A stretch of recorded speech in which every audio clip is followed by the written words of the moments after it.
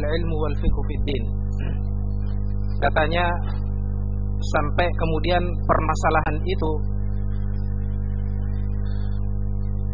menjadi atau disangka oleh sebagian orang bahwasanya perpecahan di dalam masalah usuluddin ataupun furu', kalau kita istilahkan akidah dan selain akidah, itu merupakan ilmu dan fikih di dalam agama. Jadi ada sebagian orang yang menyangka bahwasanya perpecahan di dalam mengamalkan atau meyakini akidah dan mengamalkan masalah furu' itu merupakan ilmu dan fikih fiddin. Ya. Katanya ilmu. Ya. Hal ini bisa kita saksikan dengan adanya beberapa orang penulis dari berbagai mazhab, masing-masing menulis kitab untuk memperjuangkan mazhabnya, mendakwahkan akidahnya. Ini dalam masalah furu' usuluddin. Demikian juga di dalam masalah furu',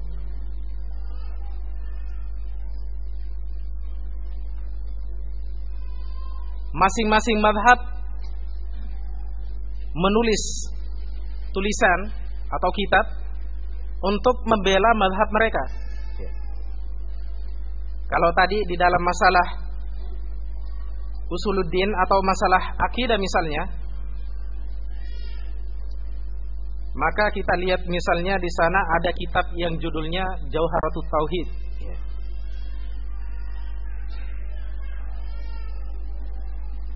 Saya lupa penulisnya. Kemudian disyarah oleh Al-Baijuri. Kitab ini ditulis oleh penulisnya dalam rangka menjelaskan dan mempertahankan akidah Asy'ariyah.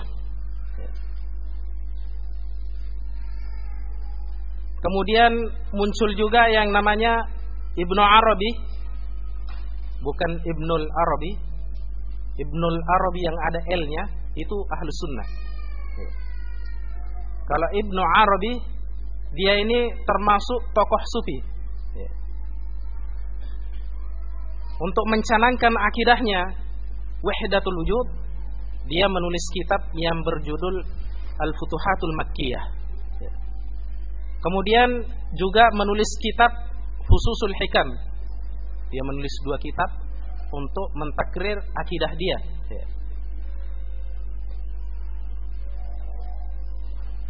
Kemudian juga orang-orang Syiah Rafidah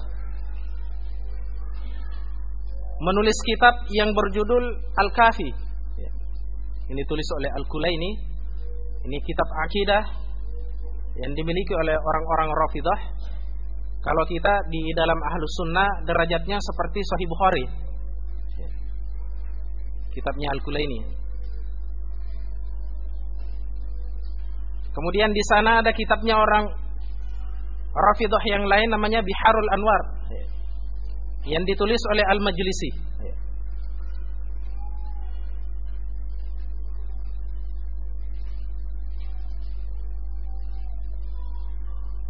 Ini juga orang Syiah Rafidah. Jadi masing-masing firqah itu menulis kitab di dalam mentakrir dan membela akidah mereka. Ini yang dikatakan oleh beliau bahwasanya permasalahan itu akhirnya menjadi seperti ini. Orang menyangka bahwasanya perpecahan di dalam masalah agama itu merupakan ilmu, sampai ditulis kitab yang membela, menetapkan akidah mereka, sebagaimana Ahlus Sunnah wal Jamaah juga menetapkan akidah mereka.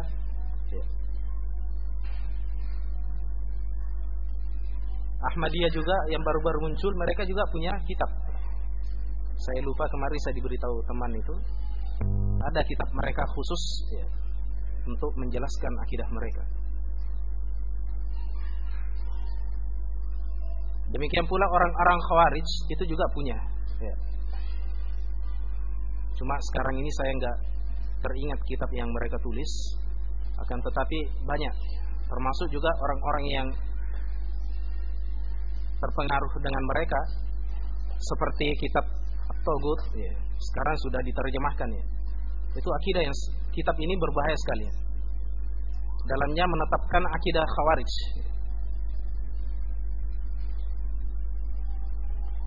Kemudian di dalam masalah furu', selain akidah, ya, masing-masing mazhab juga menulis kitab, ya. Orang-orang Hanafi itu menulis kitab, kemudian orang Maliki juga menulis kitab, orang Hambali juga, Syafi'i dan Hambali juga menulis kitab. Namun di antara kitab-kitab tersebut ada yang bagus, namun juga ada yang kurang bagus. Kenapa?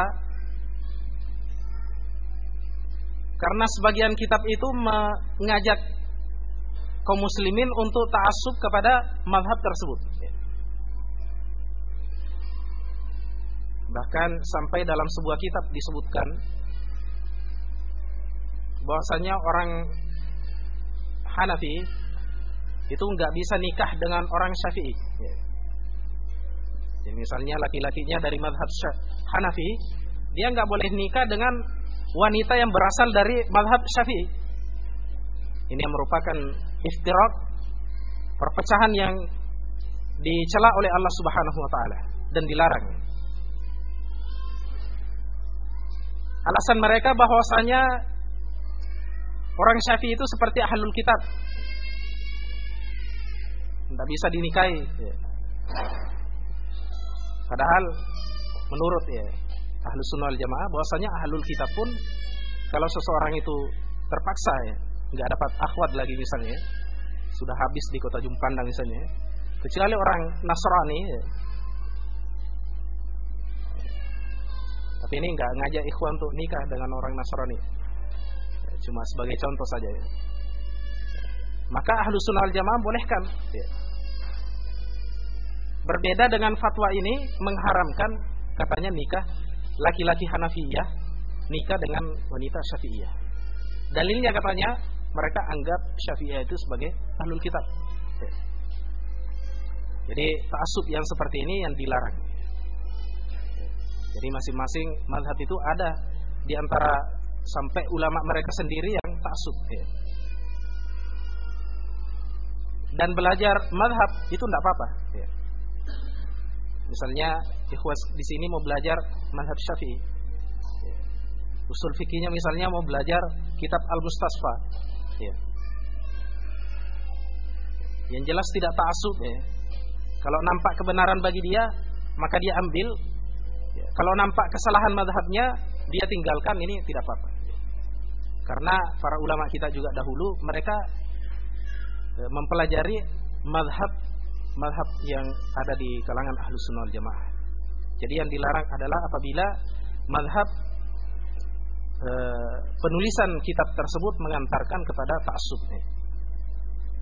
Ini yang dijelaskan oleh beliau di sini.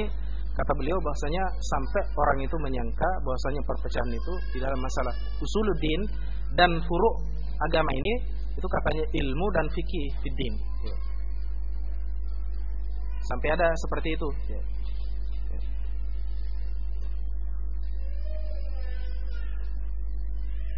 Kemudian di sini saya nukilkan ucapan dari Syekh Abdullah bin Saleh Al-Ubailan, muridnya Syekh Al-Albani, pada ketika beliau mensyarah Al-Usul Sittah, beliau menyatakan wa aqidatu ahli sunnati wal jamaah annal ma'sum huwa Rasul sallallahu alaihi wasallam wahdahu. Bahwasanya akidah Ahlus Sunnah wal Jamaah bahwasanya yang maksum cuma Rasulullah sallallahu alaihi wasallam saja. Wa amma man siwahu fayu'khadhu min qawlihi ma wafaqal kitab was sunnah wa yuraddu ma khalafahuma. Adapun katanya selain Rasulullah sallallahu alaihi wasallam maka itu bisa diambil ucapannya ketika ucapannya itu mencocoki al-haq, dan ucapannya juga bisa ditolak ketika dia menyelisihi Al-Quran dan Sunnah al-haq. Kalau orang-orang yang ta'assub madhabi itu menyatakan bahwasanya ucapan imam kami itu enggak ada yang salah.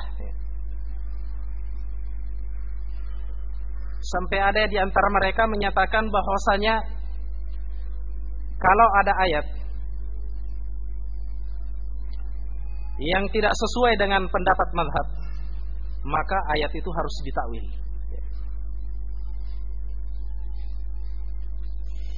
Kalau ada hadis, mesti hadis itu adalah dhaif.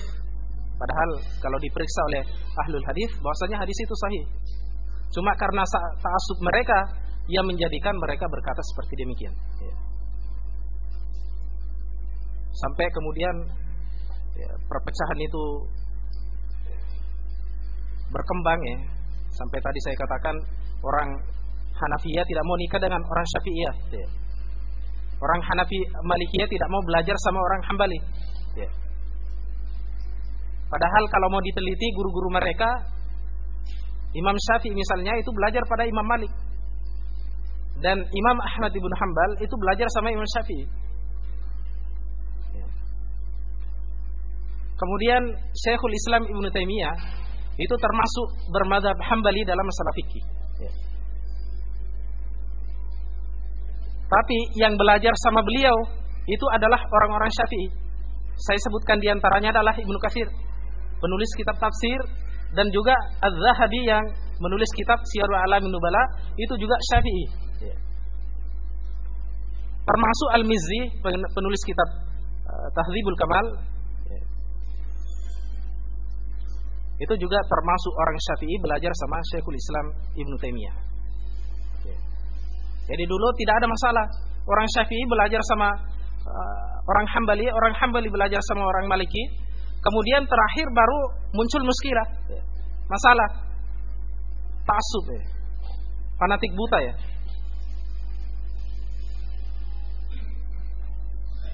Jadi perkara yang seperti ini yang dikatakan oleh Syekh Muhammad bin Abdul Wahhab, dan kemungkinannya Syekh Abdul Wahhab berkata seperti ini karena beliau saksikan ada semacam fenomena yang semacam ini yang timbul nampak di zaman beliau rahimahullah. Karena yang saya dengarkan ketika saya di Madinah, bahwasanya di Masjidil Haram ketika kerajaan Saudiyah belum berkuasa, itu di Mekah Al-Mukarramah ada 4 kali sholat jamaah.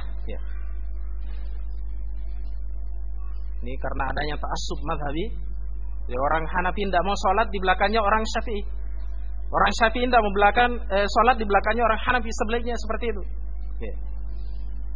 Sampai dikatakan bahwasanya ditegaskan dalam kitab-kitab sirah tentang sirahnya sejarahnya kerajaan Saudi, bahwasanya di sana ada 4 imam bergantian. Kemudian datanglah kerajaan Saudi mengubah semua aturan seperti itu. Orang Hanafi dulu sholat, kemudian orang Maliki, kemudian orang Syafi'i, orang Hambali. Jadi apa yang digambarkan oleh beliau ini, mungkin itulah yang disaksikan oleh beliau pada zamannya, melihat adanya ta'assub di dalam masalah furu'. Kalau bukan dari Syafi'i, tidak mau diambil. Tapi orang-orang seperti ini kadang mereka terbalik, tidak konsisten di dalam memegang pendiriannya ini. Seperti misalnya kita ambilkan contoh di Indonesia, Imam Syafi'i dan para pengikutnya menyatakan bahwasanya mengirim pahala bagi mayit dengan baca Quran misalnya itu enggak sampai. Orang kita di Indonesia ngaku Syafi'i menyatakan bahwasanya itu dimasyruhkan. Bahkan ada orang yang merasa berdosa kalau keluarganya meninggal tidak dibacakan Al-Quran 30 juz. Sementara imam mereka, Imam Syafi'i dan para pengikutnya Imam Syafi'i menyatakan bahwasanya tidak sampai pahalanya baca Quran. Pahala baca Quran enggak sampai kepada mayit.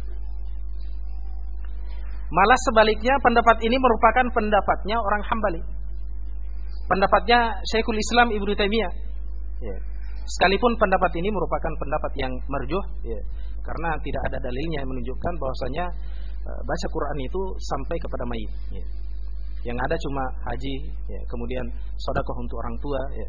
Kemudian ketika dia ngajar anak orang, pahalanya itu yang sampai kepada dia. Kemudian amal jariahnya, doa anaknya yang soleh, itu yang sampai. Ya.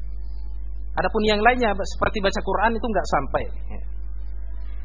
Dan ini merupakan mazhabnya Imam Syafi'i dan para pengikutnya. Ya.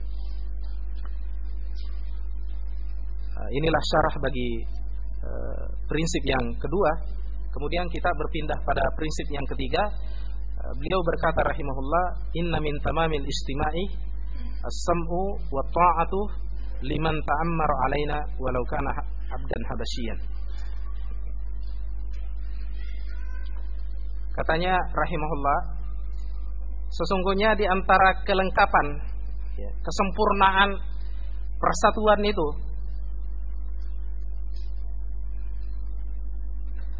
mendengar dan taat kepada orang yang memimpin kita, ya. Sekalipun orangnya itu merupakan budak Habasyi. Jadi budak Habasyi itu termasuk budak yang paling rendah nilainya di zaman Nabi sallallahu alaihi wasallam. Karena orangnya hitam. Kalau budak yang lain mungkin agak ganteng, ya. Arab misalnya budaknya, ya. Kalau ini Habasyi orangnya hitam, ya. Kemudian ya hitam itu, ya. Enggak gagah orangnya. Beda dengan orang Arab. Kalau budak ganteng, ya. Enggak ada. Kalau budak Habasyi banyak mau beli. Dan orangnya kalau Habasyi biasa kurus-kurus. Kalau orang Arab besar bisa kerja banyak, ya. Atau orang Parsi misalnya, ya. Jadi hamba Habasyi yang ada di zaman Nabi sallallahu alaihi wasallam itu harganya rendah sekali, ya. Akan tetapi Nabi sallallahu alaihi wasallam dalam sebuah hadis beliau bersabda, ya, dalam sebuah hadis yang diriwayatkan oleh Al-Irbad Ibnu Sariyah radhiyallahu anhu, beliau berkata bahwasanya Rasulullah sallallahu alaihi wasallam telah menasihati kami dengan suatu nasihat yang membuat hati kita itu terenyuh, ya, dan mata kita itu bercucuran. Maka kami berkata kepada Rasulullah sallallahu alaihi wasallam, ya Rasulullah, ka'annaha mau'izatul muwaddi'. Ya Rasulullah, seakan-akan ini merupakan suatu nasihat bagi orang yang mau berpisah, ya. Maka berikanlah kami wasiat. Kemudian Rasulullah sallallahu alaihi wasallam bersabda, usikum bitaqwallah azza wajal was-sam'a wa ta'ah wa in ta'ammara 'alaikum abdan habasyian. Kata Nabi sallallahu alaihi wasallam, saya nasihatkan kepada kalian untuk bertakwa kepada Allah Subhanahu wa taala. Mendengar dan taat, sekalipun mendengar dan taat kepada orang yang memimpin kalian. Mana yang seperti itu? Sekalipun orang yang memimpin kalian itu adalah budak Habasyi yang rendah nilainya. Fa innahu may ya'ish minkum fasayara ikhtilafan katsira. Karena sungguhnya barang siapa yang di antara kalian nanti akan hidup panjang umurnya, niscaya dia akan melihat di sana akan ada perselisihan yang banyak. Fa alaikum bisunnati wa sunnatil khulafa'ir rasyidin, maka wajib bagi kalian untuk berpegang dengan sunnahku dan sunnah khulafa'ur rasyidin, wa tamassaku biha wa 'addu 'alaiha bin nawajib, dan berpegang teguhlah kalian dengannya, gigitlah sunnah itu dengan gigi geraham. Wa iyyakum muhdatsatil umur, dan hati-hatilah kalian dengan perkara yang baru. Fa inna kulla muhdatsatin bid'ah, karena sesungguhnya perkara yang baru itu merupakan bid'ah. Wa kulla bid'atin dhalalah, dan setiap bid'ah itu merupakan kesesatan. Jadi ini prinsip yang disebutkan oleh Syekh Muhammad bin Abdul Wahhab, yaitu wajibnya seseorang taat kepada pemerintah. Ini sesuai dengan hadis yang saya bacakan tadi dari sahabat Al-Irbad Ibnu Sariyah radhiyallahu anhu.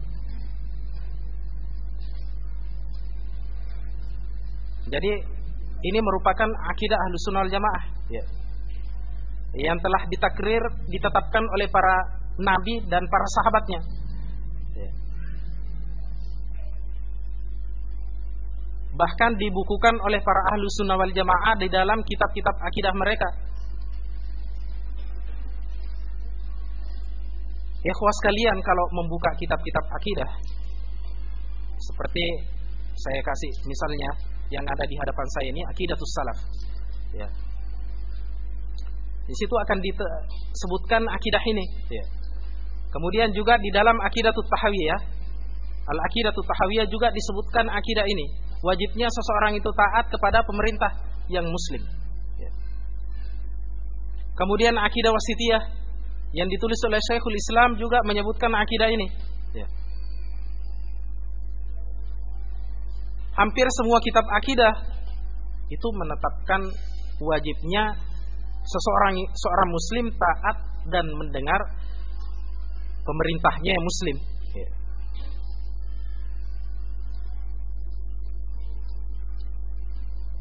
Prinsip yang ketiga ini, wajibnya taat dan mendengarkan pemerintah, merupakan pembeda antara dakwah salafiyah dengan dakwah hizbiyah.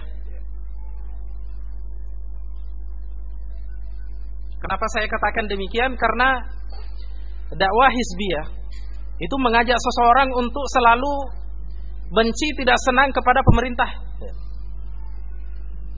Entah itu dengan cara menggibah pemerintah, ya,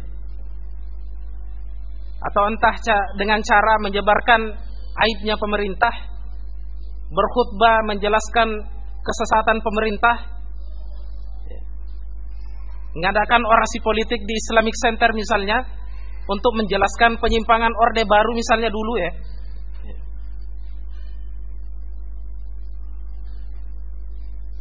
Kalau dakwah salafiyah, kita dilarang untuk, ya, menyebutkan aibnya pemerintah di hadapan masyarakat. Bahkan kita diperintahkan untuk mendengarkan dan taat kepada mereka selagi mereka itu tidak kufur. Dan nanti akan saya sebutkan sebuah hadis yang menjelaskan bahwasanya Nabi SAW akan menyebutkan di sana akan ada pemerintah yang la yastannuna bi sunnati wa la yahtaduna bi hudayah. Mereka ini tidak mau bersunnah, mengikuti sunnahku, dan juga tidak mau mengambil petunjukku. Akan tetapi nanti Nabi menyatakan isma'u wa ati'u. Dengar dan taat. Pemerintah yang dikatakan Nabi nanti saya akan sebutkan insyaallah hadisnya. Itu dikatakan oleh Nabi tidak mau ngambil petunjuk Nabi dan tidak mau ngambil sunnah Nabi. Itu pun disuruh Nabi SAW tidak taati mereka. Isma'u wa ati'u.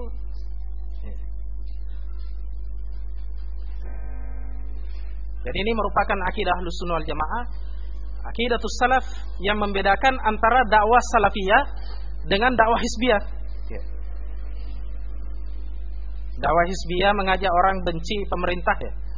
Bisa kasih contohnya misalnya tadi, ya, orasi politik yang jelas menjelek-jelekan pemerintah, kemudian demonstrasi, ya, nuntut sana sini macam-macam kasak kusuk, ya, nggak ada kesibukannya, ya, pergi demonstrasi, katanya untuk menghormati bulan suci Ramadan, ya.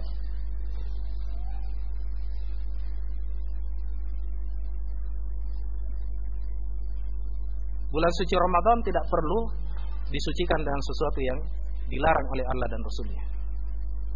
Bulan suci Ramadan tetap suci sekalipun orang-orang bermaksiat di dalamnya. Ya. Kemudian akidah Ahlus Sunnah wal Jamaah ini itu mendengar dan taat pemerintah yang muslim. Ya. Itu telah dipraktekkan oleh para ulama salaf mulai dari zaman sahabat sampai kepada zaman kita sekarang ini, ya. Mulai zamannya misalnya sahabat kita ambilkan contoh, ya. Ketika orang-orang Khawarij, ya, ingin mendemo, ya, Utsman radhiyallahu an. Jadi mereka itu yang mendemo Utsman sampai mereka bisa membunuh Utsman. Ya. Orang Khawarij datang dari negeri Kufah, kemudian Mesir, kumpul, datang ke Madinah mengadakan demonstrasi. Ya. Kemudian kedua kalinya datang lagi membunuh Ali. Ya.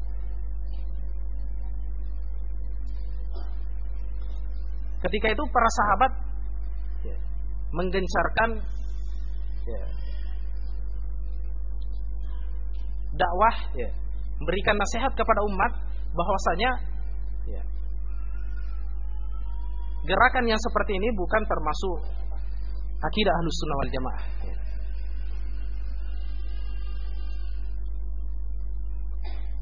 Sampai kepada zamannya Imam Ahmad rahimahullah, orang-orang ketika itu telah memunculkan suatu bid'ah yang kufriyah, bid'ah yang mengeluarkan seorang pengucapnya daripada Islam, yaitu menyatakan bahwasanya Al-Quran itu adalah makhluk, yang dilancarkan oleh orang-orang Jahmiyah seperti Jaham bin Safwan dan Bishr al-Mirrisi dan juga Ahmad ibn Abi Du'ad. Di zaman Imam Ahmad muncul bid'ah yang seperti ini, sampai raja mendukung bid'ah yang kufur ini, Ma'mun. Tapi coba kita lihat bagaimana sikap daripada Imam Ahmad. Apakah beliau mengajak umat untuk keluar membelot, tidak mau taat sama pemerintah? Suatu saat Imam Ahmad didatangi oleh seorang muridnya, kalau nggak salah namanya Al-Marruzi. Dia didatangi minta pendapat beliau, katanya di luar kalau nggak salah luar istana waktu itu, karena beliau waktu itu di penjara. Kata muridnya ini, di luar sana banyak orang-orang yang menunggu Kak antum. Mereka menunggu fatwa dari antum. Kalau antum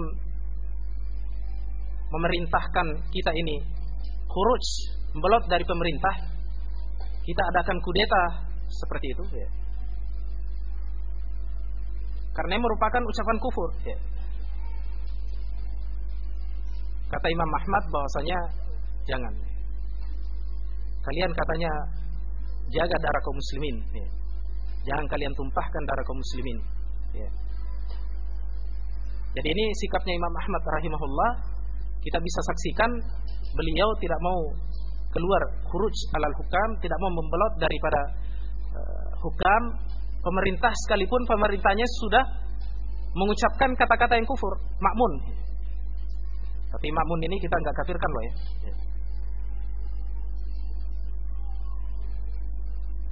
Seperti juga pada hari ini, anggaplah pemerintah kita itu misalnya kufur karena berhukum dengan selain Islam. Tapi apakah mengharuskan kita itu khuruj, membelot daripada pemerintah, tidak mau taat sama pemerintah? Kalau akidah Ahlus Sunnah wal Jamaah tidak. Kita harus taat sama pemerintah di dalam perkara yang ma'ruf. Adapun perkara yang maksiat kita enggak taati dalam masalah itu. Tapi bukan berarti kita karena diperintahkan misalnya perkara yang maksiat misalnya, lantas kita mengatakan saya enggak mau taat lagi. Kalau saya diperintah nanti ketaatan saya enggak mau, bukan seperti itu. Maksudnya seseorang itu tidak mentaati pemerintah dalam perkara maksiat, di dalam perkara tersebut saja. Karena ada sebagian orang memahami bahwasanya kalau kita enggak taat sama pemerintah dalam perkara maksiat, berarti kita enggak usah taat juga dalam perkara yang ma'ruf, yang bukan maksiat. Bukan seperti itu ya. Inilah akidah Ahlus Sunnah wal Jamaah yang telah dipraktekkan para ulama kita. Ini berdasarkan nas daripada Al-Quran dan Sunnah Rasulullah SAW Di sini saya akan bawakan sebagian nas dari Al-Quran dan Sunnah. Allah Subhanahu wa taala berfirman, "Ya ayyuhalladzina amanu athiullaha wa athiur rasul wa ulil amri minkum." Wahai orang-orang yang beriman, taatlah kalian kepada Allah dan taatlah kalian kepada Rasul sallallahu alaihi wasallam, serta taatlah kalian kepada pemerintahmu, ulul amri di antara kalian. Ulama di sini berselisih pendapat tentang ulul amri. Imam An-Nawawi rahimahullah, beliau menyatakan bahwasanya yang benar di sini adalah pemerintah, bukan ulama. Sementara Imam Ibnu Katsir menyatakan bahwasanya ulul amri di sini mencakup pemerintah dan juga ulama. Dan insya Allah ini merupakan khilaf yang tidak ada masalah,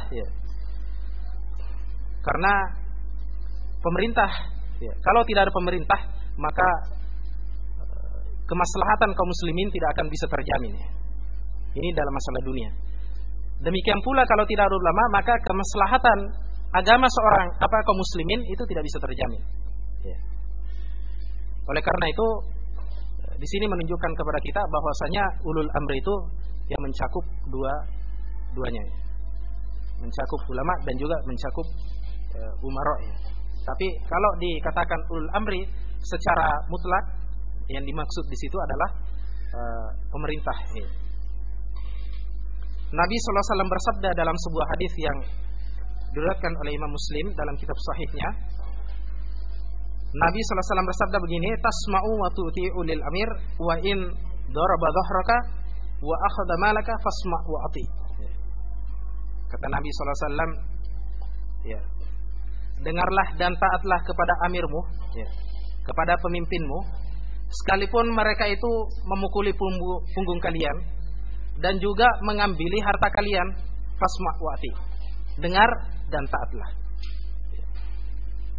Dan saya yakin ikhwah di sini belum pernah ada yang dipukul sama pemerintah. Jarang ya. Kalaupun ada mungkin satu. Atau diambili hartanya misalnya.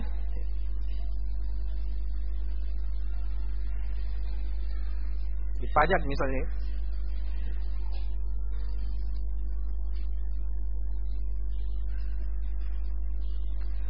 Kemudian di sana ada sebuah hadis yang ini banyak saya sebenarnya bawakan di sini.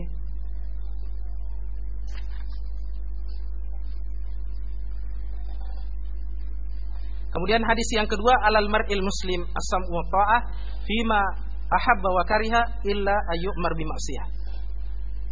Fa in amara bi ma'siyatin fala sam'a wala ta'atah. Kata Nabi sallallahu alaihi wasallam, wajib bagi seorang muslim untuk taat dan mendengar dan taat kepada pemerintah dalam perkara yang dia senangi secara tabiat.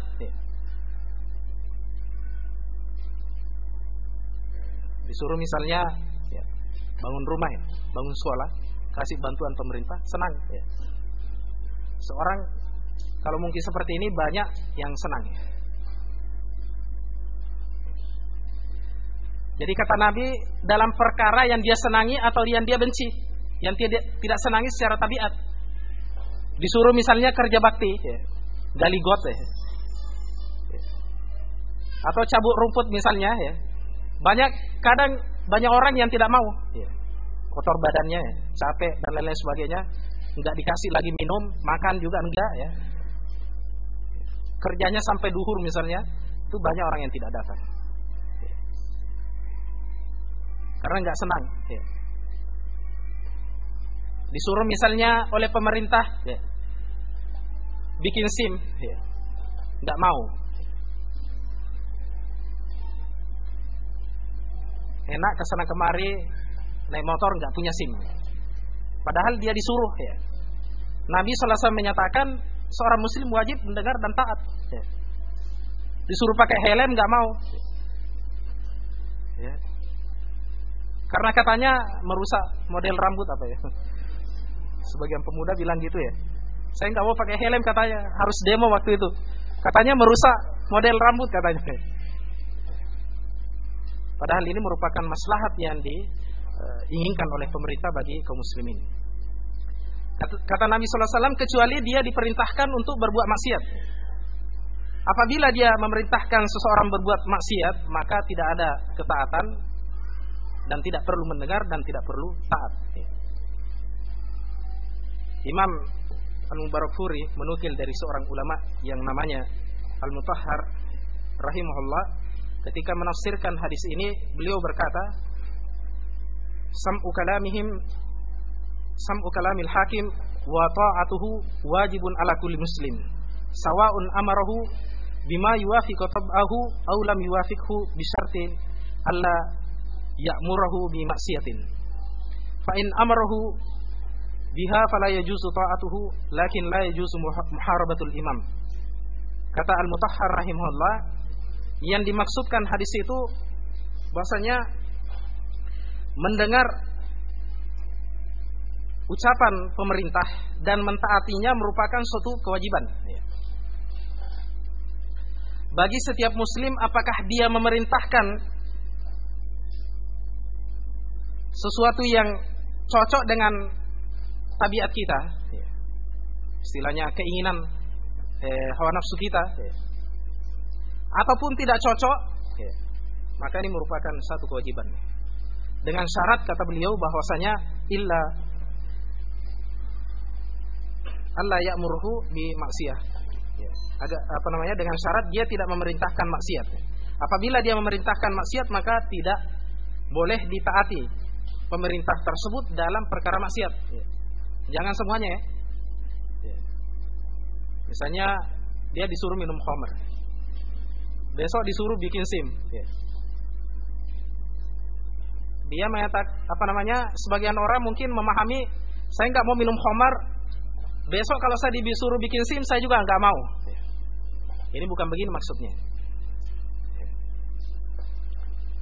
Maksudnya adalah seseorang itu nggak boleh mengikuti pemerintah tersebut dalam perkara yang maksiat. Ketika dia disuruh maksiat minum khamarnya aja yang nggak boleh. Adapun dia diperintahkan misalnya bikin SIM atau menaati lampu merah misalnya, itu seorang wajib mendengar dan taat pemerintah. Ini akidatus salaf. Sampai lampu merah pun kita disuruh wajib taat. Jangan coba-coba melampaui lampu merah, nggak ada polisi misalnya. Kalau kita ada Allah yang mengawasi kita.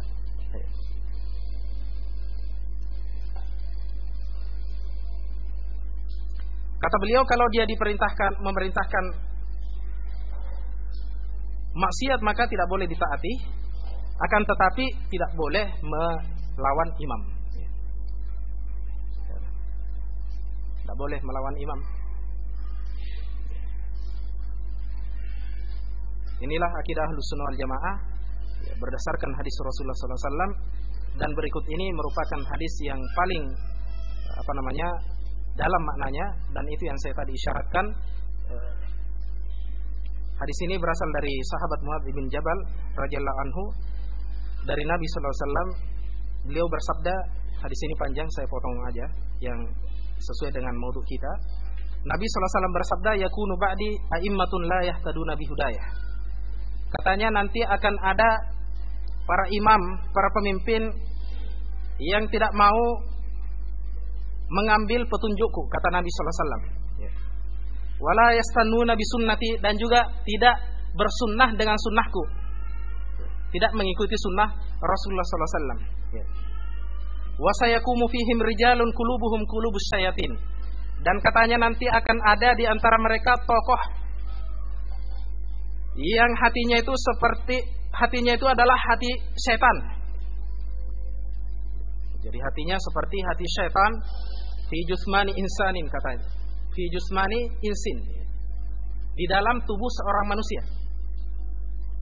Jadi antum bisa bayangkan ya, bagaimana jeleknya pemerintah yang kayak gini, tidak mau mengambil petunjuknya Nabi, tidak mau melaksanakan sunnahnya Nabi sallallahu alaihi wasallam. Saya kira kalau dia masih pemerintah kita di sini misalnya di Indonesia, ya saya yakin tidak seperti ini kondisinya. Kalau yang digambarkan oleh Nabi nggak mau, nggak berpetunjuk dengan petunjuk Nabi sallallahu alaihi wasallam. Kata Mu'adz ibnul Yaman radhiyallahu an, "Qultu kaifa asna ya Rasulullah in adraktu dzalik?" Apa yang saya lakukan ya Rasulullah kalau saya menjumpai kondisi yang seperti ini? Ada pemimpin yang hatinya itu seperti hati syaitan. Maka Nabi SAW bersabda, memberikan anjuran kepada Mu'adz, "Tasma'u wa tuti lil amir wa in daraba dhahraka wa akhadha malaka fasma' wa ati." Ya. Katanya Nabi SAW, kamu mendengarkan dan taat kepada amir tersebut, sekalipun dia itu memukuli punggung kamu dan mengambil hartamu, dengarlah dan taatlah pemerintah tersebut. Hadis ini diriwayatkan oleh Imam Muslim. Jadi seperti tadi saya katakan ya, pemerintah kita itu lebih bagus ya, masih lebih bagus daripada yang digambarkan oleh Nabi ini. Ya. Sampai tidak mau mengambil petunjuk Nabi, ya. Enggak mau ngambil sunnahnya Nabi, ya. Bahkan kadang mukuli punggung kita, ya. Ngambil harta kita, ya. Digusur rumah kita misalnya untuk jadikan tanah apa ya, jalan tol misalnya, ya. Atau kantor misalnya, ya. Saya yakin seperti ini belum ada yang menimpa ikhwan sekalian. Kalau ada mungkin 1-2 orang diambil hartanya, tapi saya yakin pemerintah kita di sini kalau menggusur suatu tempat dia akan memberikan ganti. Kalau dalam hadis ini tidak disebutkan, ya, ada gantinya. Ya. Akan tetapi Nabi SAW tetap mengatakan tasma'u wa tuti. Kamu mendengar dan taat kepada lil amir, kepada amir tersebut. Ya. Saya nukilkan di sini ucapan daripada Syekh Abdul Salam bin Barjas Al Abdul Karim rahimahullah. Beliau ini meninggal setahun sebelumnya, tahun lalu. Suatu peristiwa di Riyadh, beliau meninggal. Dan beliau ini banyak mengeluarkan kitab-kitab yang mengajak kepada Aqidatus Salaf, dan buku beliau termasuk buku yang terlaris ya. Bukan seperti buku-bukunya orang hizbiyin ya, yang kering daripada petunjuk dan sunnah Nabi Sallallahu Alaihi Wasallam. Beliau berkata dalam kitabnya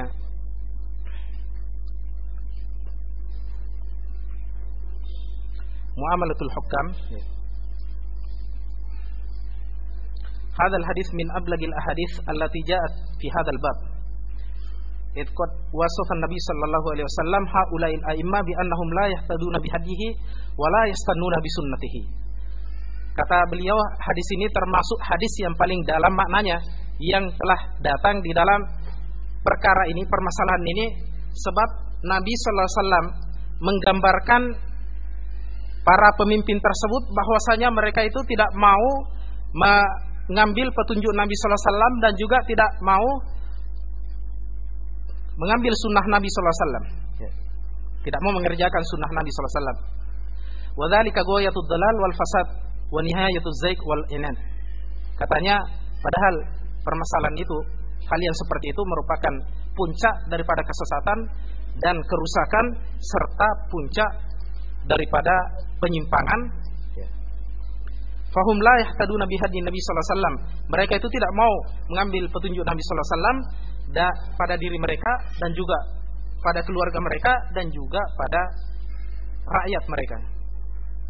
Wa ma'adzalika faqad amarahum Nabi sallallahu alaihi wasallam bi ta'atihi. Akan tetapi sekalipun demikian, Nabi sallallahu alaihi wasallam tetap memerintahkan kaum muslimin untuk mentaati orang yang seperti ini, pemerintah yang seperti ini, di dalam sesuatu yang bukan maksiat, sebagaimana hal ini tersebut dalam hadis yang lain. Hatta law balagal amru ila darbika wa akhdhi malika fala yahmilanna kadzalika ala tarki ta'atihim wa adami sama'i awamirihim. Kata beliau, sampai pun ya, kalau perkara itu menjadi-jadi sampai kamu dipukuli punggungmu ya, diambili hartamu, maka jangan sampai katanya hal itu menjadikan kamu tidak mau taat sama mereka dan tidak mau mendengarkan perintah-perintah mereka. Fa inna hadzal jurm alaihim wa sayuhasabuna wa yujazawna yaumal qiyamah. Karena sesungguhnya ini merupakan dosa yang mereka akan tanggung dan akan dihisab nanti di hari kiamat. Adapun tugas kalian adalah mendengar dan taat pemerintah tersebut. Bukan tugas kalian itu mengorek-ngorek pemerintah. Seperti kerjaannya sebagian wartawan misalnya, berusaha mencari aibnya pemerintah, sampai kemudian dijadikan dalil nggak mau bahwasanya seorang itu bisa nggak taat sama pemerintah yang seperti ini, korupsi, ngambil harta orang-orang, ngambil tanahnya orang, mukuli masyarakat.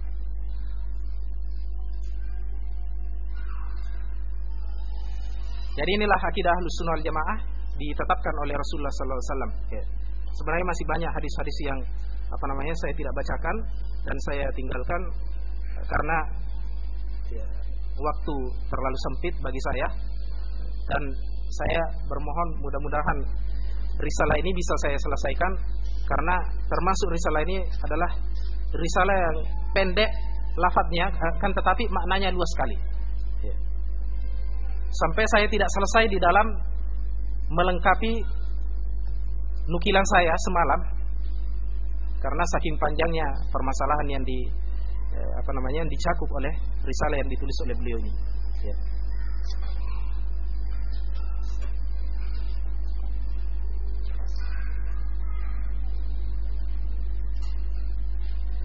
Kemudian beliau menyatakan tadi wa amma bayanuhu. Beliau menyatakan pada pembukaan,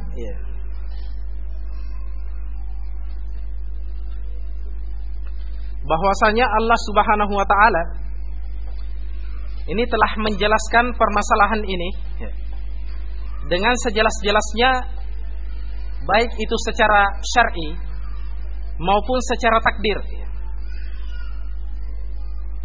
Jadi Allah Subhanahu wa taala telah menjelaskan tadi dalam ayat-ayat, seorang itu wajib taat dan jangan jangan belot, tidak mau taat sama pemerintah. Adapun secara takdir, kalau seseorang itu atau umat Islam itu berpegang teguh dengan agamanya, berkumpul dan mau taat sama pemerintah, niscaya umat Islam itu akan mencapai kepemimpinan atau ketinggian martabat di hadapan para umat. Kalau mereka mau bersatu, taat semua sama pemerintah, tidak ada yang yang ngeyel, tidak mau taat. Kemudian beliau menyatakan walamma ahdatsatil ummah al-islamiyah, maka tatkala kaum muslimin atau umat Islam itu telah mengadakan suatu perkara yang baru, dan kemudian mereka memecah belah agama mereka, serta mereka itu tidak mau taat lagi sama pemerintah, serta kharaju alaihim, membelot daripada pemerintah, Allah Subhanahu wa taala mencabut wibawa daripada hati musuh kaum muslimin. Jadi kalau kaum muslimin itu berselisih, tidak mau taat sama pemerintahnya, maka di sini ada peluang bagi musuh untuk menghancurkan kekuatan kaum muslimin. Sebenarnya sejarah telah membuktikan, mulai dari zamannya Utsman, kemudian Ali, sampai kemudian terjadi Muawiyah radhiyallahu an berkuasa, itu musuh-musuh Islam itu masuk untuk merusak kaum muslimin, memecah belah barisan kaum muslimin. Sampai kemudian khilafah Islamiyah itu terbagi menjadi dua, satunya di Kufah, yaitu kalau nggak salah Bani Umayyah, kemudian Bani Abbasiyah yang ada di Kufah, kemudian Bani Umayyah yang ada di Andalus. Ini terjadi perpecahan. Karena kenapa? Ketika itu banyak orang yang berusaha untuk memberontak, tidak mau taat sama pemerintah. Akhirnya musuh-musuh Islam itu menggunakan kesempatan untuk melemahkan barisan kaum muslimin. Ini secara takdir ya. Kalau seseorang itu tidak mau taat kepada pemerintah, niscaya dia akan merasakan siksaan atau mafsadah atau bahaya. Akan tetapi sebaliknya, kalau dia taat sama pemerintah, niscaya dia akan merasakan aman, tentram, dan juga tidak ada masalah. Oleh karena itu Syekhul Islam Ibnu Taimiyah beliau pernah menyatakan seperti ini, wala'allahu la yu'raf ta'ifatun kharajat ala dhi sultanin illa wa kana fi khurujiha minal fasadi ma huwa a'zam minal fasadi alladhi azalafu. Kata Syekhul Islam dalam kitabnya Minhajus Sunnah pada jilid yang ketiga halaman 391, barangkali tidaklah pernah dikenal ada suatu kelompok yang membelot daripada pemerintah atau melawan pemerintah, kecuali di dalam perlawanannya itu terdapat suatu kerusakan yang lebih besar daripada kerusakan yang dia hilangkan. Artinya misalnya pemerintah itu misalnya kebiasaannya minum khamar misalnya, Kalau seseorang itu melawan pemerintah, tidak mau taat sama pemerintah, maka mafsadahnya itu akan lebih besar. Jadi kalau dia melawan pemerintah, mafsadahnya lebih besar daripada mafsadahnya pemerintah itu minuman keras. Kenapa? Karena kalau suatu kelompok melawan pemerintah, maka akan menghasilkan pertumpahan darah, kerusakan bangunan misalnya. Demonstrasi saja itu kadang rusak bangunan, mobil dibakar, kemudian kadang terjadi pembunuhan, polisi misalnya menembak misalnya orang yang demonstrasi itu. Ini merupakan mafsadahnya lebih besar. Demikian dikatakan oleh Syekhul Islam dalam kitabnya Minhajus Sunnah, dan ucapan beliau ini sangatlah benar. Kemudian Syekh Muhammad bin Abdul Wahhab mengakhiri prinsip yang ketiga ini, wasara hadzal asal la yuraf inda aktsari man yadda'il ilm wal ghairah. Katanya, menjadilah prinsip yang ketiga ini tidak dikenal di sisi kebanyakan orang-orang yang mengaku berilmu atau memiliki girah terhadap agama Islam.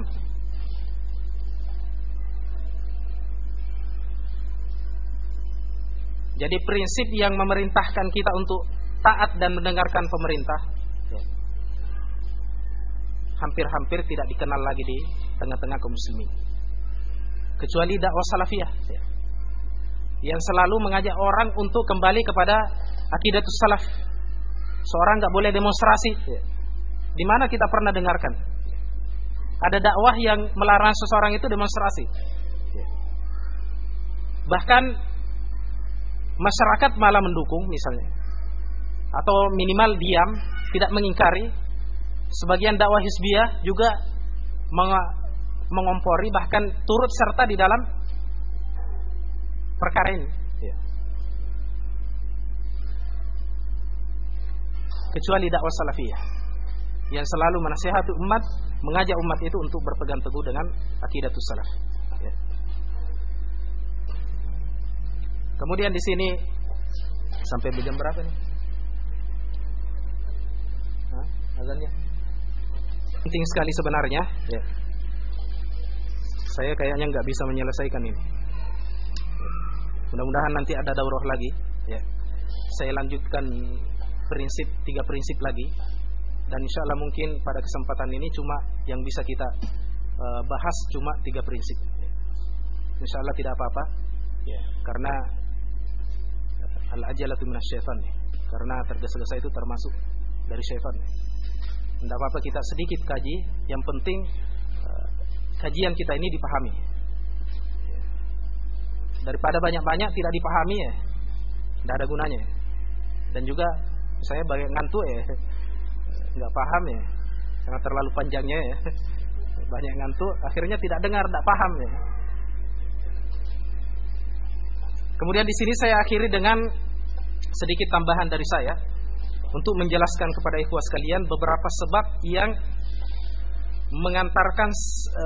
mengantarkan seseorang untuk melawan pemerintah, menyebabkan seorang itu belot dari pemerintah dan tidak mau taat sama pemerintah.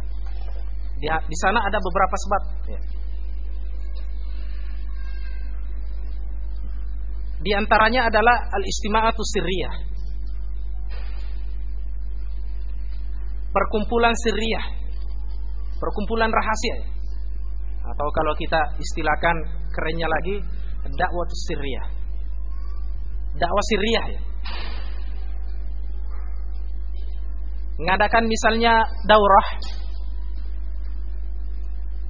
nggak bisa hadir kecuali anggota pengajiannya ya. Nggak boleh di hadapan umum ya. Biasanya misalnya diadakan di rumah-rumah yang tersembunyi ya. Anak buahnya misalnya disuruh pergi ke tempat tertentu ya. Fulan kamu 2 orang ya. Fulan kamu 2 orang berangkat ke tempat ini, nanti kalau sampai di sana sandalnya dimasukkan ya. Kalau ditanya katanya kenapa? Katanya untuk kemaslahatan dakwah katanya. Sampai di daurah ya, bahasannya masalah yang menyelisihi akidatu ahli sunnah wal jamaah ya. Ya, mereka sembunyi memang karena takut diketahui orang ya. Sampai dulu pernah saya menyaksikan ada seorang yang mengadakan daurah. Anak buahnya dilarang pergi sholat jamaah di masjid. Katanya kalian sholat jamaah di rumah ya. Nanti kalau antum kalian semuanya ini peserta daurah keluar sholat jamaah, nanti kita ketahuan ya. Masyarakat nanti akan curiga ya. Jadi ada semacam dakwah sirriyah yang seperti ini, yang mereka di mana di dalamnya mereka mengajarkan kepada mad'unya suatu akidah atau pemahaman atau fikrah yang menyelisihi daripada akidah Ahlus Sunnah wal Jamaah. Oleh karena itu ini merupakan di antara sebab adanya ketidaktaatan sebagian masyarakat kaum muslimin atau utamanya syabab yang ikut pengajian tidak mau taat lagi kepada pemerintah karena sebabnya ini. Salah satu sebabnya. Pulang pengajian nanti senangnya cerita pemerintah. Dalam hal ini saya nukilkan, di sini ada asar yang saya nukilkan dan diriwayatkan oleh Ibnu Abi Asim dalam kitabnya As-Sunnah.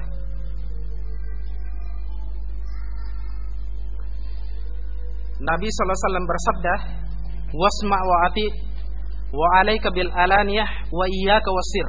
Ya. Dengar dan taatlah, dan wajib bagi kalian itu untuk terang-terang. Ya. Ketika berdakwah terang. Jangan disembunyikan ya. Enggak boleh ikut pengajian kecuali anggotanya ya. Ini ada apa? Ini kata Nabi sallallahu alaihi wasallam, "Wa iyyaka wasir," kata Nabi sallallahu alaihi wasallam. Dan hati-hatilah kalian itu dengan sirriyah, rahasia. Pertemuan-pertemuan rahasia. Jadi kita dakwah Ahlus Sunnah wal Jamaah, ya, daurah yang kita adakan ini sudah cocok ya. Siapa yang mau datang silahkan. Yang tidak mau datang ya tidak apa-apa juga ya.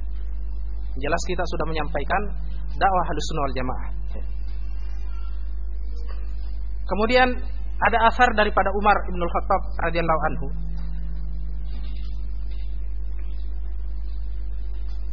Yang diriwayatkan oleh Ibnu Abi Syaibah, dia pernah berkata kepada Fatimah radhiyallahu anha, karena suatu waktu Fatimah itu pernah digunakan rumahnya untuk pertemuan Saya nggak tahu pertemuan apa waktu itu.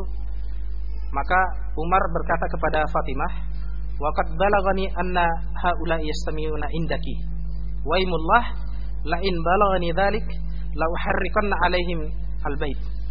Kata Umar, sungguh saya telah sampai kepada saya bahwasanya mereka itu kumpul-kumpul di rumahmu, di sisimu, ya, di sisi Fatimah. Demi Allah, katanya Umar, kalaulah sampai kepada saya perkara itu, niscaya saya akan membakar rumah, ya, membakar mereka di dalam rumah. Ini pertemuan sirriyah, ya. Jadi Umar sudah dapat, di zaman Umar itu sudah terjadi ada semacam pertemuan sirriyah, dikhawatirkan oleh beliau, ya, kalau nanti ini pertemuan sirriyah ini akan menyebabkan adanya perpecahan di kalangan kaum muslimin, ya. Kemudian di sana ada asar yang ketiga saya bawakan dari Umar bin Abdul Aziz rahimahullah. Beliau berkata, "Idza ra'aita qauman yatanajawna fi dinihim bi syai'in dunal ammah." Kalau kalian, katanya itu, melihat ada suatu kaum, kelompok, mereka itu berbicara sembunyi-sembunyi dalam masalah urusan agama mereka tanpa mau mengikutkan orang umum. Pengajiannya nggak boleh ikut orang selain kelompoknya dia. Kata Umar ibn Abdul Aziz, "Fa'alam annahum ala ta'sisi dhalalah." Katanya, ketahuilah bahwasanya mereka itu sedang membangun kesesatan. Apalagi dalam materi-materi, ya, kajiannya itu, ya, tarbiyatul jihad misalnya, tarbiyah jihadiyah, ya. Dijelaskan di dalamnya, ya, bagaimana seseorang itu, ya, menggunakan senjata misalnya apa dan lain-lain sebagainya, ya. Ini ada seperti ini, ya. Tarbiyah jihadiyah, ya. Berikan semangat kepada pemuda, dan pemuda kadang tidak memahami bahwasanya ustadz ini bukan maksudnya seperti ini, ya. Nanti dia terseret, baru dia merasa bahwasanya, oh, ustadz saya dulu maunya begini.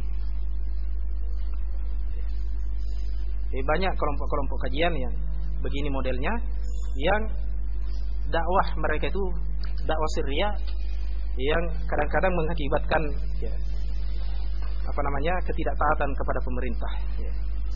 Maka kita tidak heran kalau ada sebagian pemuda yang tidak mau taat sama pemerintah, tidak mau bikin SIM, tidak mau melanggar lampu merah misalnya, bahkan mengadakan pemboman, ya, padahal orangnya berjenggot, ya. Itu yang diherankan oleh masyarakat. Yang membom misalnya yang di Bali itu, ya, orangnya berjenggot, ya. Kenapa? Kemungkinannya mereka ini kebiasaannya memiliki pertemuan sirriyah. Di dalamnya mereka membahas perkara-perkara rahasia yang melanggar syariat, ya.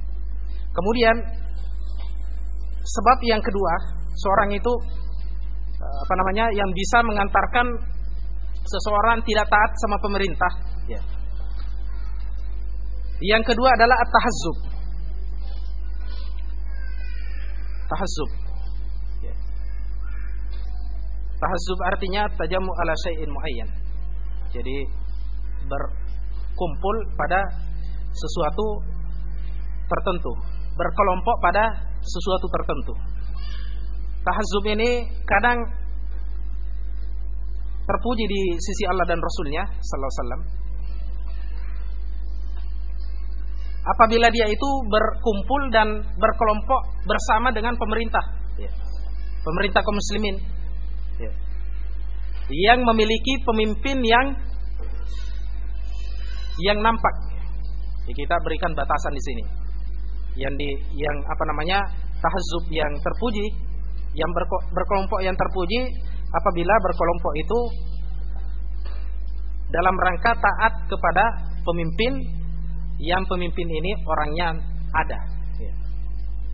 Bukan pemimpin khayalan, ya.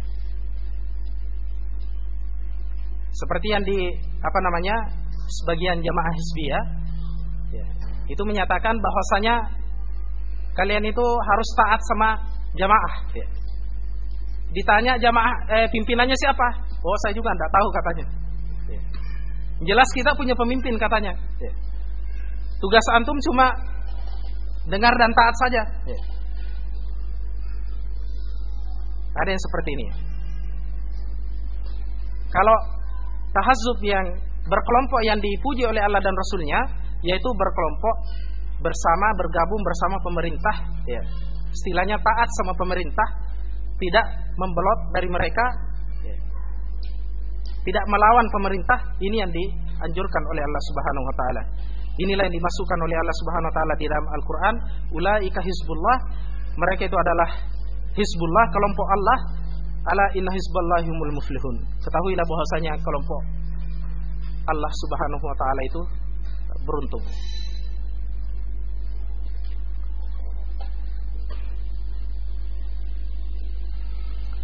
Kemudian tahazzub yang tercela, istilahnya hizbi, ya. Yang tercela apabila berkelompok ini dalam rangka keluar daripada ketaatan pemerintah. Ya.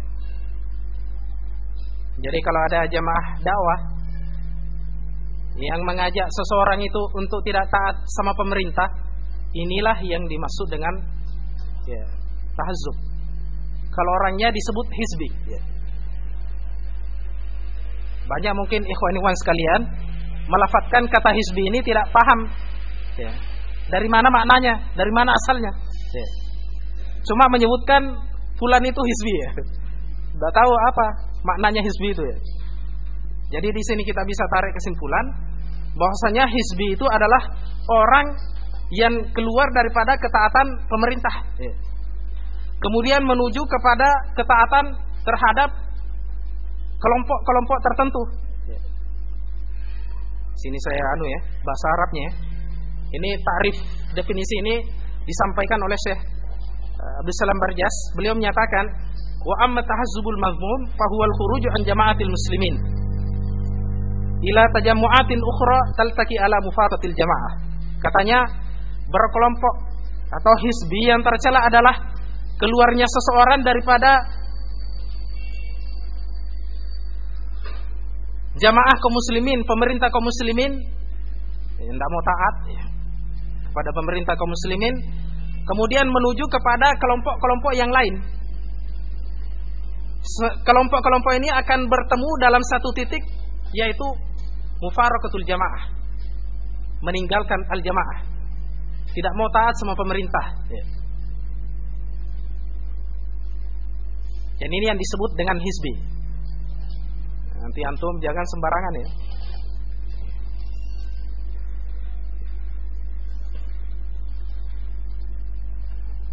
Dan inilah yang disebut oleh Allah Subhanahu wa taala hizbus syaitan. Karena kenapa? Mereka tidak membela pemerintah kaum muslimin yang dianjurkan oleh Allah Subhanahu wa taala dan Rasulnya untuk ditaati. Allah Subhanahu wa taala berfirman, ulaika hizbus syaitan, ala inna hizbas syaitan humul khasirun. Mereka itulah kelompok syaitan. Dan ingatlah bahwasanya kelompok syaitan itu, mereka itulah yang merugi.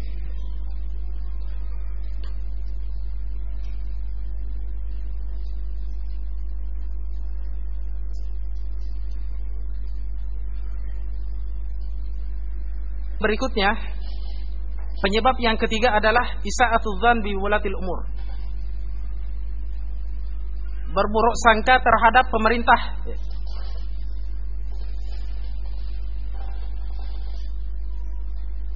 Ini banyak menimpa kaum muslimin pada hari ini, berburuk sangka sama pemerintah.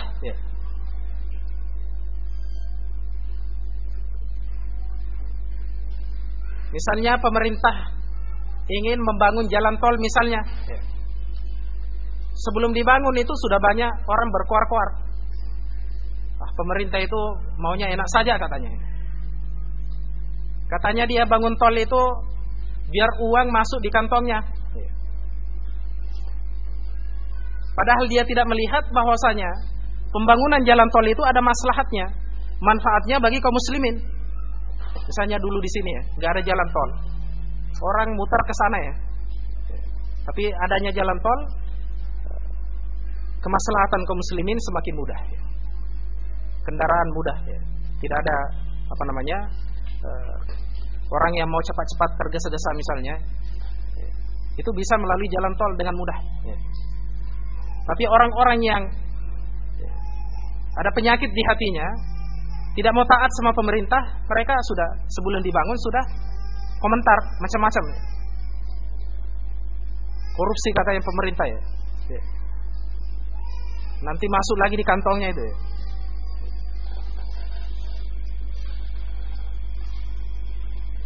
Jadi ini merupakan di antara sebab terjadinya khuruj atau tidak taat sama pemerintah. Padahal Allah Subhanahu wa taala berfirman di dalam Al-Qur'an, "Ya ayyuhalladzina amanu istanibu katsiran minadh-dhann, inna ba'dadh-dhanni itsmun." Wahai orang-orang yang beriman, jauhilah kebanyakan daripada persangkaan. Sesungguhnya sebagian persangkaan itu dosa. Buruk sangka itu dosa. Apalagi buruk sangka dengan pemerintah sampai kemudian menyebabkan kekacauan di dalam negara, ini dosanya besar sekali. Kemudian kata Rasulullah sallallahu alaihi wasallam, iyyakum wadh-dhann fa inadh-dhanna akdzabul hadits. Kalian katanya hati-hati dengan buruk sangka. Karena buruk sangka itu termasuk perkataan yang paling dusta. Ucapan hati yang paling dusta. Ini banyak,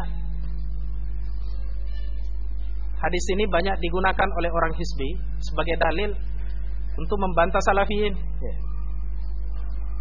Katanya kalian itu banyak buruk sangka dengan dakwah kami ya. Sementara dia sendiri tidak memperhatikan dirinya, seringkali buruk sangka dengan pemerintah. Kata Allah Subhanahu wa taala, wala yaktab ba'dukum ba'dha. Janganlah sebagian di antara kalian itu menggibah sebagian saudaranya yang lain. Ini kadang digunakan oleh mereka. Katanya salafin itu senang menggibah katanya. Syekh kita fulan itu dikritik, digibah di majelis. Sementara mereka menggibah pemerintah, itu tidak dikatakan gibah.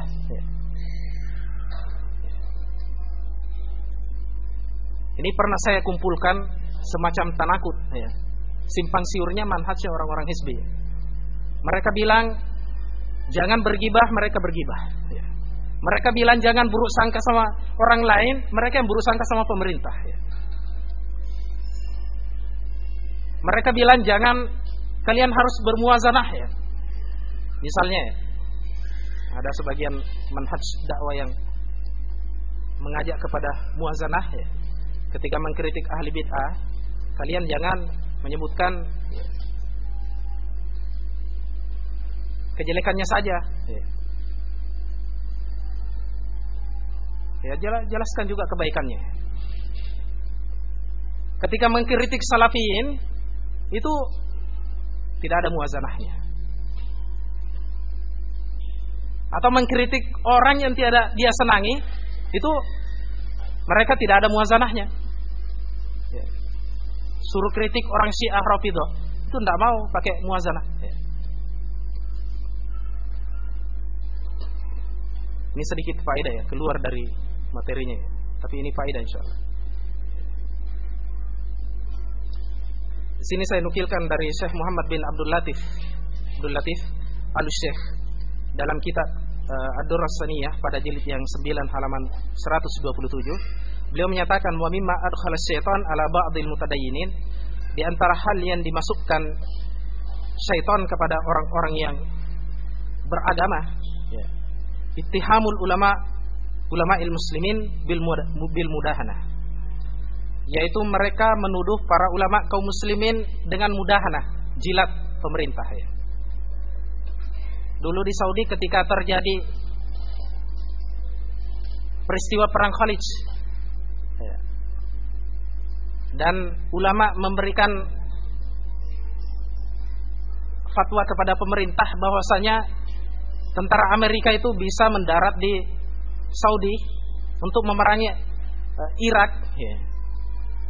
Maka ulama kita yang ada di Saudi Arabia itu dikatakan minal mudahinin katanya. Orang yang jilat pemerintah katanya. Cari-cari muka di hadapan pemerintah. Itu ulama kita. Mereka buruk sangka kepada ulama kita. Kemudian kata beliau, wasu'udzan wa adamul akhdhi anhum. Dan juga mereka buruk sangka kepada para ulama serta tidak mau ngambil ilmu lagi dari para ulama tersebut. Ini kondisinya orang hizbiyin banyak yang terjadi sekarang. Ini diucapkan beliau kurang lebih 100 tahun yang lalu.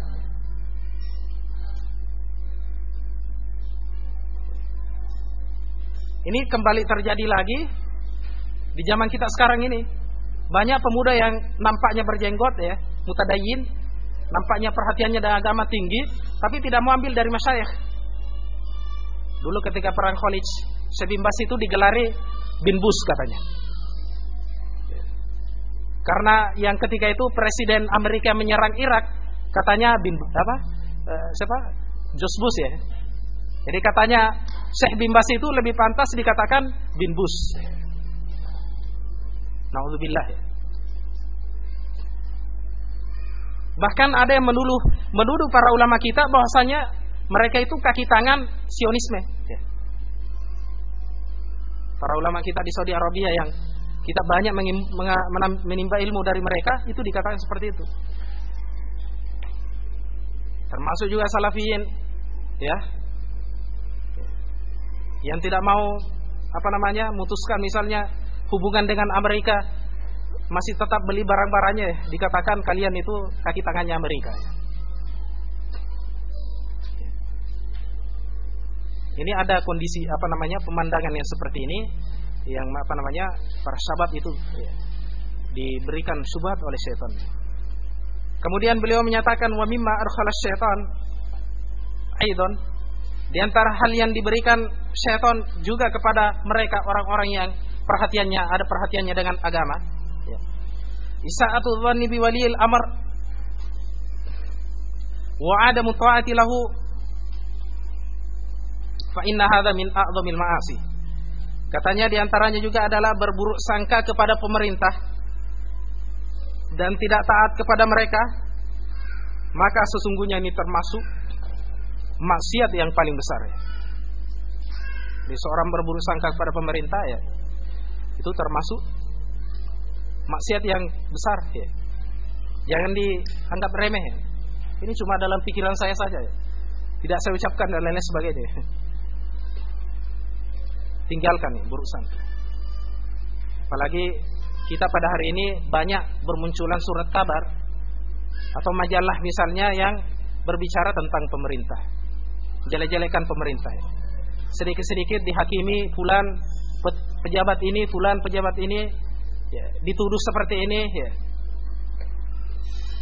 Dan terkadang tuduhan itu tidak bisa dibuktikan sampai selesai masalah ya.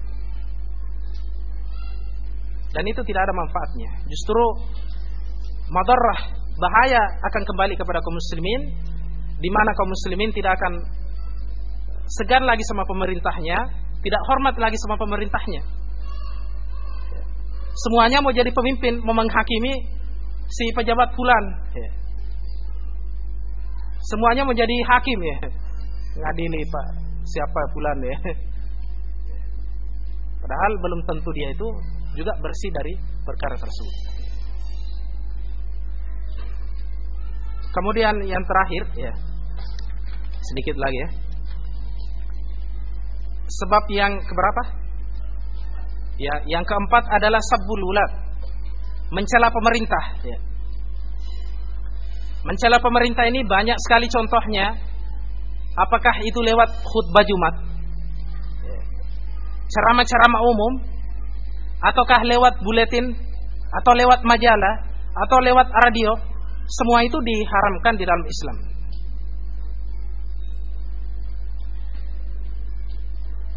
Itu dilarang sahabat. Anas bin Malik radhiyallahu an, beliau berkata, nahana kubara'una min ashabi Rasulullah sallallahu alaihi wasallam alla tasubbu umara'akum.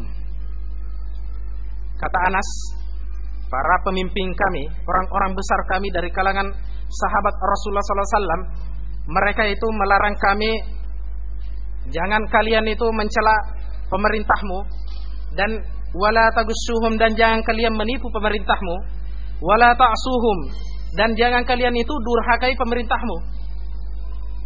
Ini nasihat dari pembesar sahabat kepada Anas bin Malik. Anas juga termasuk sahabat. Jadi ada nasihat dari pembesar sahabat, seorang itu jangan mencela pemerintah, jangan menipu pemerintah, kemudian jangan mendurhakai pemerintah, ya. Wasbiru wattaqullah azza wajal fa innal amra qarib. Dan bersabarlah serta bertakwalah kepada Allah azza wajal, karena masalah itu telah dekat. Ya. Saya tidak tahu maknanya apa di sini. Fa innal amra qarib, sungguhnya masalah itu telah dekat, ya. Mungkin maknanya adalah hari kiamat, wallahu a'lam. Hadis ini diriwayatkan oleh Ibnu Abi Asim pada jilid yang kedua halaman 488. Kemudian asar yang kedua dari sahabat, dari seorang tabi'in, kalau enggak salah ini tabi'in, ya, Abu Ishaq As-Sabi'i.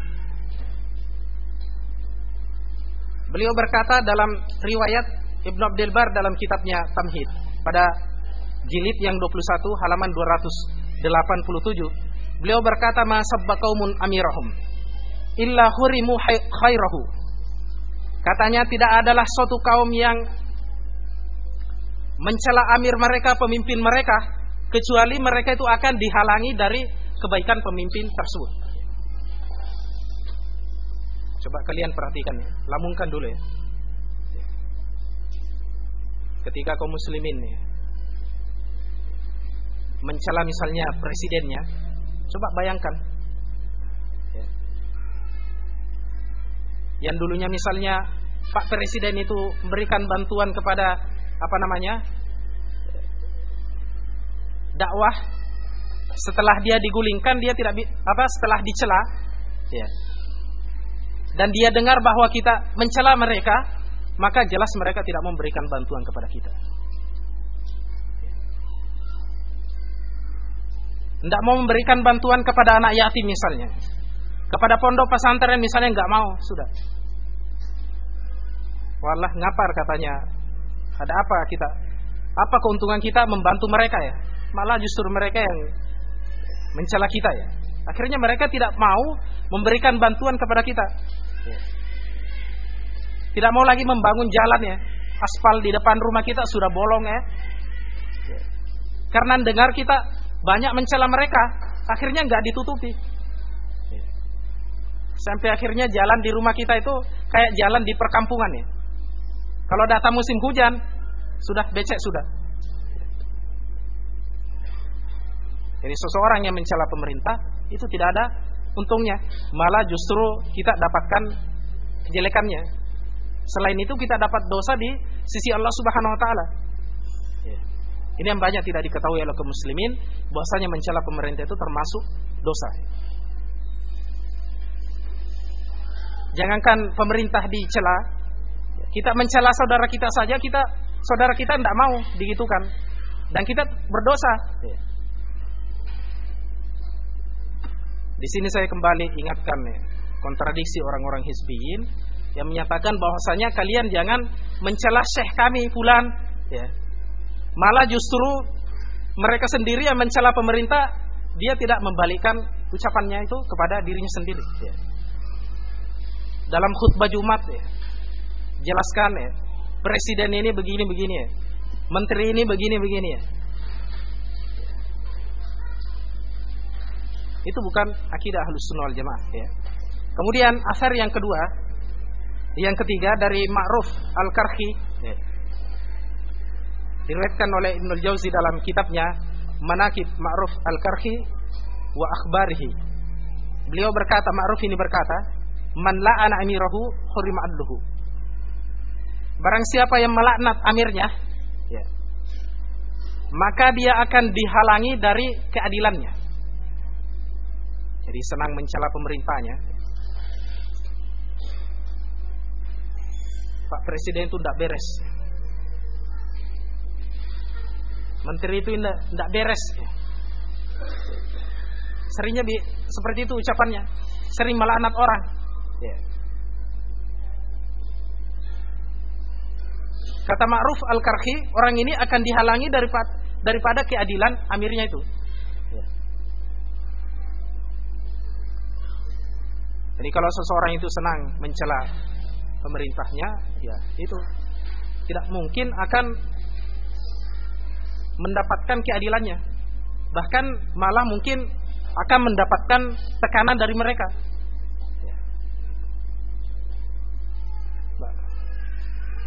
Atau sampai permasalahannya sampai kepada pemukulan atau pemenjaraan misalnya. Maka orang seperti ini tidak mungkin akan mendapatkan keadilan daripada pemerintahnya. Kemudian ini yang terakhir masih ada at-tasaddurul ilmi minal juhal.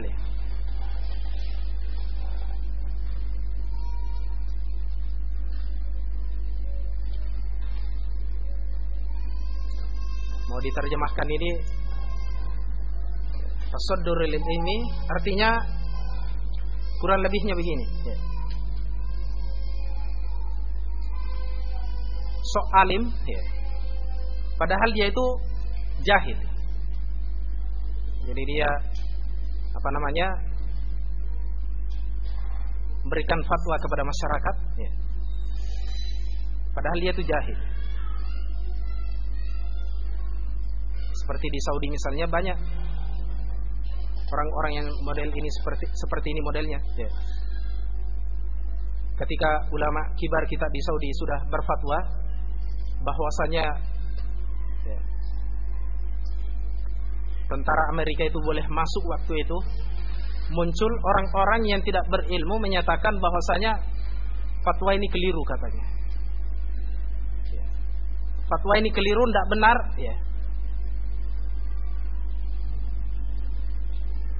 Yang benar orang Amerika itu harus diusir katanya. Kita harus bunuh mereka ya. Dan orang yang menolong mereka. Maksudnya di sini adalah pemerintah Saudi. Jadi kemudian mereka parahnya lagi mengeluarkan kaidah, barang siapa yang ridho dengan kekufuran maka dia kufur. Untuk mengkafirkan pemerintah Saudi. Barang siapa katanya meridhoi kekufuran maka dia kufur. Yang lainnya menyatakan barang siapa yang menolong orang kafir untuk memerangi kaum muslimin di Irak katanya, maka dia telah kufur katanya. Ini mengeluarkan fatwa. Makanya mereka bilang, ayo kita jihad ke Irak. Sementara mereka tidak tahu bahwasanya Saddam Hussein itu telah dikufurkan oleh Syekh bin Baz. Dalam sebuah fatwa beliau yang saya pernah baca ya.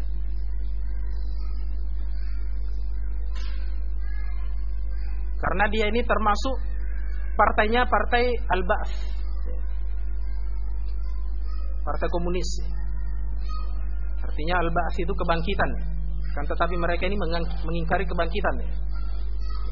Partainya kebangkitan mengingkari kebangkitan. Ini banyak yang tidak diketahui oleh orang-orang Hizbiyin. Bahwasanya Saddam Hussein itu partainya sosialis, bukan partai Islam. Makanya dikafirkan oleh Syekh bin Baz dan tidak boleh membantu pemerintah yang seperti itu. Maka fatwa ulama kita yang ada di Saudi itu itulah yang benar. Adapun fatwanya orang-orang yang sok alim padahal dia jahil, fatwa mereka itu keliru. Orang yang seperti ini banyak sekali yang melanda kaum muslimin pada hari ini, utamanya juga di negeri kita di Indonesia, banyak orang-orang yang seperti ini. Di Saudi saja ada yang seperti itu, bagaimana lagi di Indonesia yang tidak ada ulamanya, sedikit. Nabi SAW bersabda, innallaha la yakbidul ilma intiza'an yantazi'uhu minal ibad walakin yakbidul ilma biqabdil ulama. Kata Rasulullah SAW, sesungguhnya Allah Subhanahu wa taala tidak akan mencabut ilmu itu sekali cabut dari para hambanya, akan tetapi Allah mencabut ilmu itu dengan dimatikannya para ulama, dicabutnya roh para ulama. Hatta idza lam yubki aliman, sampai Allah itu tidak menyisakan seorang alim pun. Ya. Ittakhadhan nasu ru'usan juhalan, maka manusia itu mulai mengambil pemimpin-pemimpin yang jahil, ya, tidak paham agama, ya. Fasu'ilu fa'aftau bi ghairi ilm, maka mereka itu ditanyai, ya. Lalu kemudian mereka pun berfatwa tanpa ilmu, fadallu wa adallu, maka akhirnya mereka sesat. Bukan cuma sesat, mereka malah menyesatkan orang lain juga. Ini yang disabdakan oleh Nabi sallallahu alaihi wasallam. Saya kira inilah yang perlu saya sampaikan, ya. Dan ya, saya kira cukup ya, karena terlalu lama nanti ya, juga ngantuk ya.